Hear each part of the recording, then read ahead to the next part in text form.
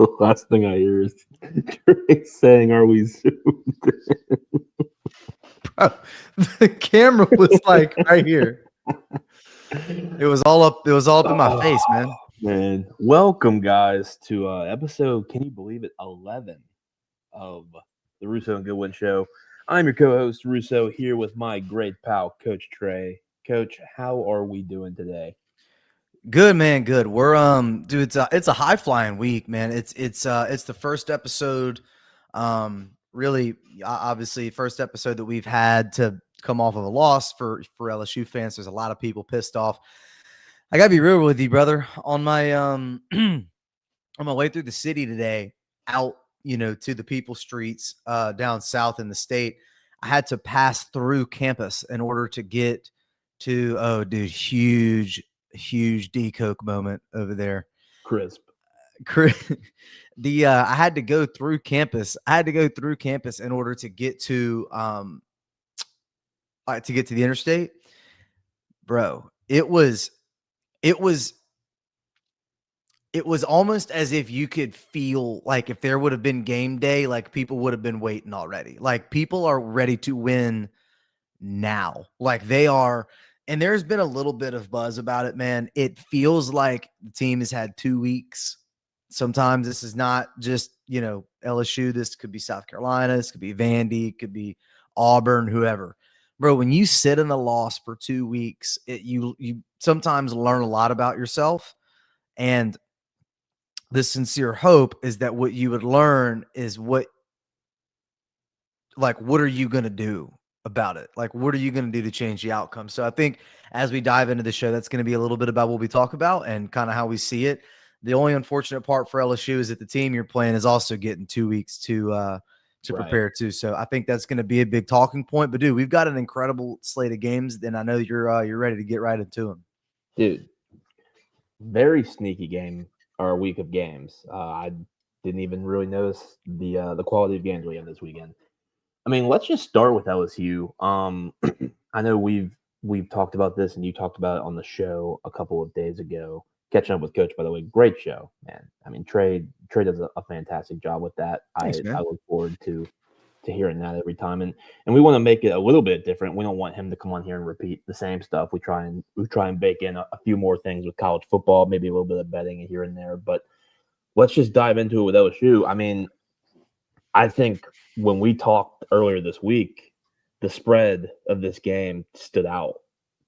Now it's 8.5. What I feared would jump closer to South Carolina, but this opened at 9.5. And man, if everything stays consistent, I know LSU's had a week off to prepare. They've had a loss before that to deal with it. But what makes you think that they're going to cover 8.5 or even 9.5?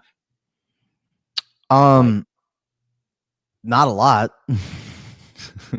Like, what's it now? I mean, I haven't looked at it in several hours. 8.5 minus 110.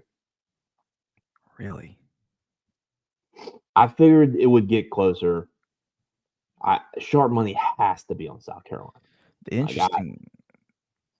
I don't even know that I would say that that's the most interesting line that I've seen. Now that I'm looking at this together. Pertaining to the whole week or just pertaining to the whole week? There's been a couple of sneaky ones. I have a parlay I'll share, the RNG Week 7 parlay that me and Trey somewhat discussed a little bit, and I don't know if we're in 100% agreement, but we'll go over that. I also have a top 5 rankings breakdown I wanted to get your opinion on as well, just to see what you have to say about that. But let's just get into it. I think if everything gets consistent, I think this game is going to be just like every other LSU game. It's going to be close. It's going to be ugly. There's a few questions we need answered, right? One, is Nuss healthy? That's just like the overblown question. That's the one that's going to be the most asked question. I'm assuming nothing's changing. I'm assuming we're going to get the same quality quarterback we've had all year. Not saying that's a bad thing. Not saying that's a good thing. I think that's going to be constant, consistent. What are we going to do about the run game? That's question number 2, right? You've got to run some packages that are favorable for the run game to stop, at least aid your quarterback with the defense dropping 8. Because if you saw in that Ole Miss game, they dropped 8 several times and were getting pressure with 3. So what's going to change with that? Like, are you going to scheme it up? Are you going to bring in MVB for some packages here and there? I don't have hopes that MVB is going to touch the field. Or, like, I have hopes that he would, but I have, like, my realistic brain just says, no, it's not going to happen. And then 3, can the defense stay as consistent as they've been? You know, like, can they continue to be the bread and butter of this team, the backbone, and can they stop Lenora Sellers from getting out of pocket and really making this thing ugly? Because if you remember the last time we had an explosive quarterback on the feet with pause on the feet at Tiger Stadium, Jalen Milroe, and you know what happened that game. That was not a fun time. I'm not saying Lenora Sellers has the speed of Jalen Milroe, but he's a damn good quarterback and he's pretty good. So, do you think Lenora Sellers has a Jalen Milroe type game, or do you think how do you give me your aspect of what do you think is going to happen this game?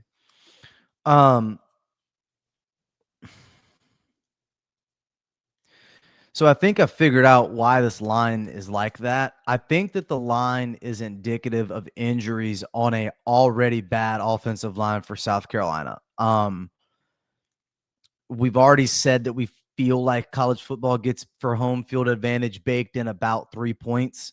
Okay. It feels like it should be just based on what you've seen score for score, game for game. It seems like it should be like 7 or like 6.5. You know what I'm saying? Like hoping that you'll bet on LSU only for South Carolina to keep it close. So what do I think will happen? We talked about this a little bit on the show, and I was incredibly frustrated because I found a couple of different angles to go with this. Shout out to my dog Bo. It is time. It is incredibly frustrating for anyone that watches college football of any team. I don't care who your favorite team is. Okay. It could be Michigan. It could be Ohio State. It could be Alabama. It could whatever. When your team doesn't do what you're used to seeing them be good at, when they don't do that and can't do it and are then showing disdain for doing it or towards doing it, it's incredibly frustrating for everybody. What am I talking about? LSU is never this bad on the offensive line. We're not that old of people, but we're more than old enough to remember what it was like when Nick was here. We're more than old enough to remember what it was like when Nick left. And we're also more than old enough to remember what it was like between when the next couple of guys left. So at no point was the offensive line, despite all of those teams, despite the Edo falling off the rails teams, at no point was your offensive line ever elite. Like when you draft 5 in the first 3 rounds or some crazy mess, but it was also never this bad. This offensive line is worse than your 500 team under Ed Orgeron. This offensive line has played as bad as you've seen the worst of them play. However, the caveat to that is that they have the talent and they have the ability to be as good as they have been the last couple of years in pass pro, at least. That I am comfortable in saying. Do you have a Will Campbell? No. Do you have an Emory Jones? I think you might. I think that you might. Is it fair for me to say that this should be a top 8 offensive line in the SEC? Is that fair? On paper? Mm-hmm. Yeah. Is it fair to – okay. So for you to be second to last is ridiculous, okay? If you had 3 stars and 4 stars max on your team, okay, cool. The second to last, all right, well, we got to go, bombs away every game. But you're not. And so the frustrating angle from it from an LSU perspective is you've got the defense to be able to get creative on the other end of the ball. You don't need to play conservative 100% of the time. You don't have to call conservative plays 100% of the time. Your defense is so good, you can try shit. You know what I'm saying? And you're not trying crazy stuff. But what you're not also trying is you're not even trying to do the basic things more than twice in a row. I don't remember who told me this stat. I don't. But there has never been this many games in a row that you haven't run the ball more than one, like running plays on back-to-back plays. There have been less games that you have run the ball on back-to-back plays in like almost a darn decade. That's really hard to like ascertain. So what did I just say for 3 minutes? You're used to having at minimum good enough athletes on the offensive line that you can protect a quarterback and let him deliver the ball downfield. You're used to having athletes that run down the field and run fast and go up and jump high and catch the ball and run for touchdowns. And third of which, you're used to having a good enough running back to get you enough yards to get that defense to back off. Okay.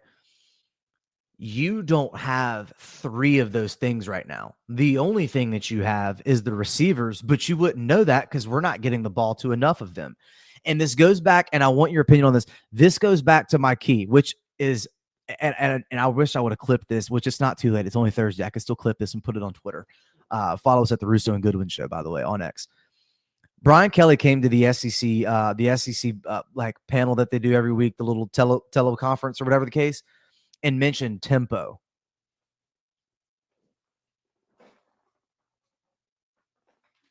Someone had a show on Tuesday night and mentioned tempo, and I'm not going to mention what his name was or how on brand that comment might have been, but somebody that watches LSU football and posts a show every Tuesday night at 6:15, drop a comment and like, and mention tempo in the scheme, brother.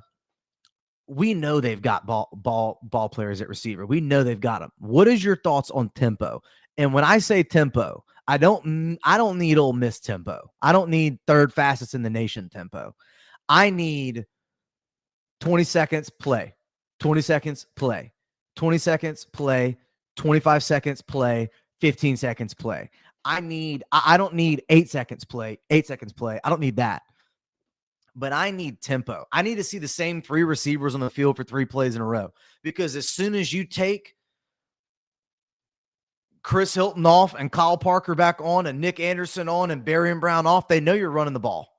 And you already don't have the horses in the trenches right now that are doing their job enough to block for you. So now you're having to you're having to run the ball, and you're having issues seeing the hole with running the football. And now the other team knows what you're doing because they know your tendencies. You've got tendencies. You feel me? Like this is kind of like whenever you have a first date with a gal that's all about zodiacs and you're like, oh God, she's got tendencies. And then you tell her what month you're born in and what your day is, and she's like, oh dear God, here he goes. He's got tendencies. Like, can we mix it up a little bit? Like, give me a little Cancer Gemini cusp of a play call. Can we have some change up? Like, what's your thoughts on tempo? He mentioned it 3 times. 3. Do you think Joe Sloan and or Brian Kelly is going to do it though? Like, bring tempo? Because like, what has made you believe that things are going to change? When will you? If you don't do it now, if you're not okay, what environment would give you the most comfort outside of playing a slack Division II team? What environment would present you with the most comfortable variables to try some shit? What environment would it look like if you're an LSU football coach? On your turf, at home against a average team, maybe not defense. I don't know how their defense pretty good compared to the SEC. It's pretty good, but this is the team. This is the time. Safeties are good at night, you know. And what am I missing? When your back is against the wall. Oh, yeah. Home night, SEC opponent that you're favored in beating. by a lot for some reason. For some reason. And when your back is against the wall. And again, tell me what you think about tempo. Don't ask me what you think. Do I think they're going to do it? I'm told yeah. by them that they want to. I've seen them have success with it, the little that they've done it. I mean, yeah. Go back to the Clemson game. Any of you that are watching, this isn't just to Russo, this is for anyone listening. Go back to the Clemson game. Watch the pitch run that they ran to Juwan Johnson. So go back to, was it Southeastern or La Tech? I think it was Tech, right? The I formation. Yeah, that was the last possession. Or go even to the quick release against Clemson. Where's that game plan at? I know that you want to give Garrett the option to check with me. I know that you want to give him the ability, but this just in. Garrett Nussmeier went to a huge high school in Texas where they threw the football a lot. He doesn't want to run it either. You got to stand in there and make him do it, Brian Keith Kelly. Like, grab the play sheet and say, we're running the ball and we're going to do it on the next play too. So get ready. Grease up the elbows. We're getting in there. I'm with you with pause. I'm with you. I'm with you. No pause. I want to get intimate. Okay, I want to get intimate on that offensive line. Get in there, dude. I said a couple of shows ago, I think they should run more plays under center. I think play action sets up your run game better, right?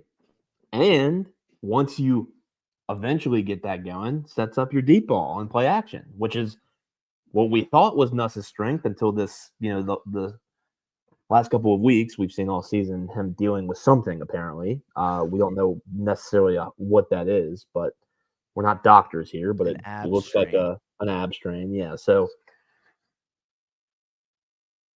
I'm with you. I think and RIP Jalen Carter's not playing tonight in the Eagles game, so that's not fun for us Eagles fans. As an aside, if he's still in here, there's someone watching this show right now that I know played offensive line, specifically with me. If he's still watching the show, ask if you're still watching, big homie. Comment in the stream here for me, or if anybody else that played offensive side of the football at any grade level. How much easier is it to run the football when you want it more in the fourth quarter versus second quarter? If you stay consistent with it. The answer is obviously easier because you want it more than them. They're tired. You're not. And it is about desire. So do it. Do it. I don't care if it's under center. I don't care if it's an option. I don't care if you literally run the option. I don't care. Run the ball. Yeah. You must. Because if you don't try to do it now, you'll never develop it against the defensive lines. Russo, the D lines only get better. No, yeah. I'm with you. Final score? Any predictions? Jesus. What's the over? Can I guess? Mid-high 40s? I was going to say 45. I want to say it was 47. I'll check while you give your prediction. But I'll go under that. I'll go under that, man. This feels like an offense from South Carolina. If Lenore Sellers gets time, if he gets off rhythm, if he gets the ability to run out of the pocket, LSU is going to be in for a long night because it doesn't matter how good your defense is. I think you've got the ability to really lock down their receivers. I think you're going to have to tell AJ Halsey to put hat on man with Nick Harbor. And I certainly think that you can't afford to have any bust because Nick Harbor can get behind you quick. Pause. I think if you're LSU, you want to win this game something like 24-13. Like that's what you would want. It feels like to me more like a 21-17 type of game. 44.5's the number, and I'm with you. I think for both. I had 24-20, Mm-hmm. 21, 24, 21. They've got 3 offensive linemen out though. 20. Yeah, I mean, who knows? What have we said every week since, I don't know, since the Southeastern game? This offense has the talent and is due Mm-hmm. to put up 50 at any point. Mm-hmm. Did we get a little too comfortable with that, especially going into Ole Miss? Yes, you were expecting it. It was week 5. We're in week 7 now. How much longer are we going to say this? You know, Bro, they've got some talent on that defense for South Carolina. The defense is showing up. It's not easy to score on them, brother. And you already know it's Beamer ball with special teams, and their homeboys got like 3 touchdowns already on special teams. Like you have got to be sound in all 3 phases of the game. But you're at home. Pound the listen. I know that Garrett wants to pass the pill like a shady pharmacist, but I need you to run the football. I need you to run the football. You said Please. something Tuesday that made me die. I don't even know, man. Watch it, Dude, I blacked out at one point during the episode because I was getting hot. You made me die. I have to go back and I'll have to text it to you. I've got 10 minutes of life on my computer, so let's get through. I've got a top 5 rankings for you. I labeled it as RNG's top 5, but dispute it however you want. At the bottom of your screen here, Oregon number 1, Miami number 2, Ole Miss number 3, Ohio State number 4, Texas A&M 5. What are your thoughts? I'll go Oregon, Miami in terms of what they've done, not versus who I think is better. I'll go Oregon, Miami, Ohio State. I'll go A&M, and then I'm gonna go because I think I wrote one down. So you don't have Ole Miss in your top 5? If I might hold on. Indiana's on the cusp there. We're gonna find out what they're made of. You think neutral field Ole Miss and Oklahoma? You think Ole Miss beats Oklahoma? Yeah. Okay. All right. I'll have Ole Miss at 5. I think Ohio State, while they have 2 impressive wins, I would really say 1 against Texas, obviously opening week. I'm not going to take that away from them. They need to prove it, keep proving it. And I think Ole Miss has played, while it hasn't been the most compelling schedule either, I think they've, in my opinion, LSU and Texas are very comparable. So, yeah, 3 and 4 are interchangeable to me. I'll at least eat crow on that. I think Oregon's the best team. We're going to really find that out this weekend.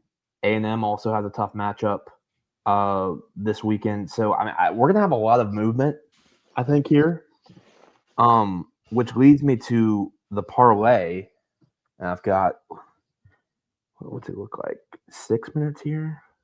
I should have brought my laptop there. I got 8 minutes. Okay. So, South Carolina alt spread 10.5. It's minus 145. Take a little juice there. It's 8.5 currently right now. I think South Carolina has enough to cover this unless LSU's offense gets it going. Auburn alt spread. Listen, it's Georgia. I get it. Auburn at home, though. I've been very high on Auburn this year, and I think they kind of got screwed by the referees in that game against who'd they play? Was that Missouri or Tennessee? What was that game that got screwed by the refs? Oklahoma. It was Oklahoma. Yeah, so I think that was, in my opinion, could be argued as fluky. So give me the hook with a touchdown at home against Georgia at minus 200 there. USC money line against Bryce Underwood and Michigan. Another tough matchup for Michigan. I personally think that this is going to be a tough game for him. I think he has performed okay so far. I just don't know if he's going to have enough there. So Give me USC. I think the offense will keep them in that game and get a close win. Give me the Illinois alt spread at 21.5 against Ohio State. I think Ohio Huge State, alt guy. huge alt guy. That's at minus 260. Give me 3 touchdowns there. Illinois was embarrassed by Indiana. I think they're still a good team, and I think Ohio State, while they haven't been 100% challenged,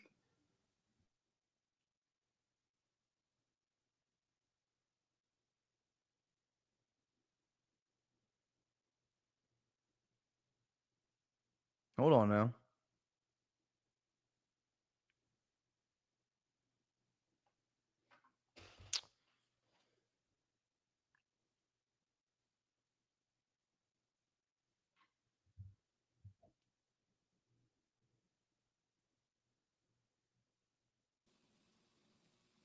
Hello.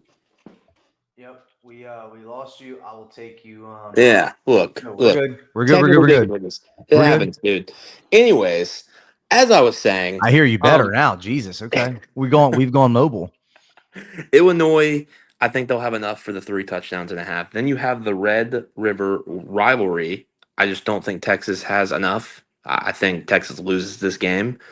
But I took an alt spread, I believe, of 3.5. So take the hook there. And last but not least, give me the Oregon money line. I think they're the best team in the country.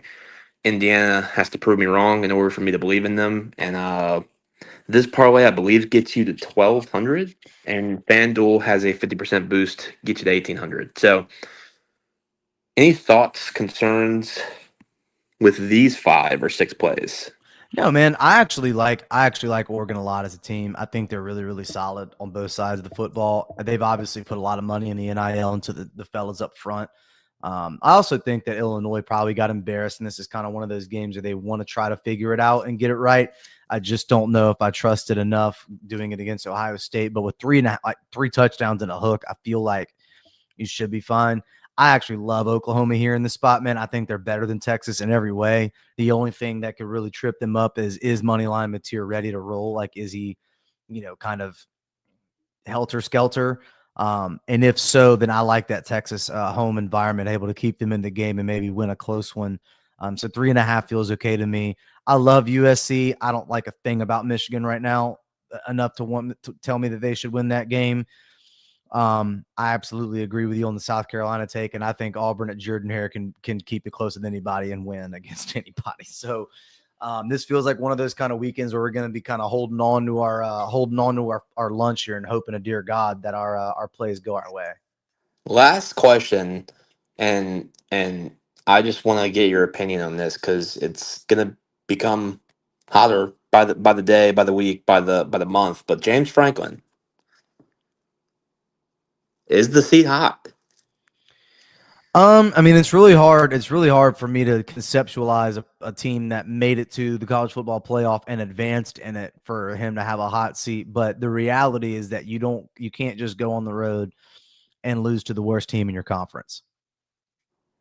I Can't think can't do it. I think the theme. I think obviously it's kind of like I wouldn't say it's an Aaron Boone situation with the Yankees, but I Oh would no, say I would say this he is is way more than the Aaron Boone situation. he is not known for winning big games. I think like how can he be trusted to win a big game at this They're point? out on him. They're out on him at this point. But if they had someone good enough to go and take that job, I believe that they would do it at the end of the year. I just don't know. I just don't know, man. I don't know who would be the first person they call. I don't know. Now let's go hypothetical. Say he keeps his job. LSU finishes the year 8-4, and they both suck next year. Both coaches get fired. Does James Franklin come to LSU? No, Really? no, Not a big enough name? no. They're not. Lane No. Kiffin? Lane Kiffin? There's too many people at LSU that have the money that make the decisions with the money that don't want it to be Lane Kiffin. Unfortunately for Lane. But is Lane Kiffin a bigger name than James Franklin? Down here it would be a bigger hire. Just wondering. I mean, I think that was a bad loss. That was a really bad loss. What about Dabo? No. For who? Just in the mix of all those big colleges, that possibly need it. I don't think those two schools fit Dabo. That's all I've got, man. I mean, I think that parlay is pretty good. The odds are nice. I think LSU wins the game. I hope we see some change. I mean, I don't know if we can beg enough from the both of us. Go ahead. If Florida moves on from Napier, don't be alarmed if brother Eli Drinkwitz finds his way to Gainesville. Mark the Yeah, tape. Mark the tape. yeah. Just saying. It's going to be an interesting. I mean, I think they would have to go on a tear here for him to keep his job. I think Got a chance to have a tear.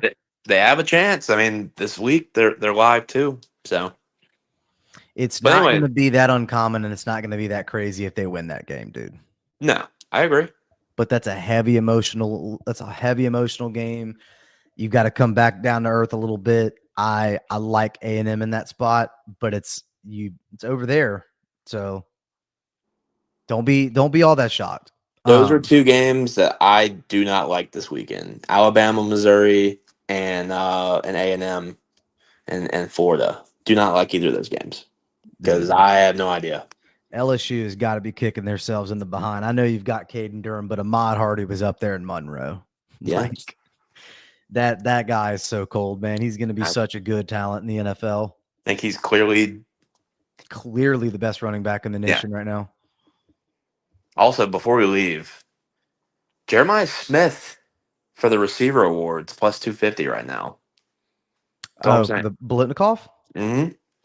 And you had made a good point. You were like, especially for the Heisman, this is probably the week you should, because you're not going to see some folks at these numbers.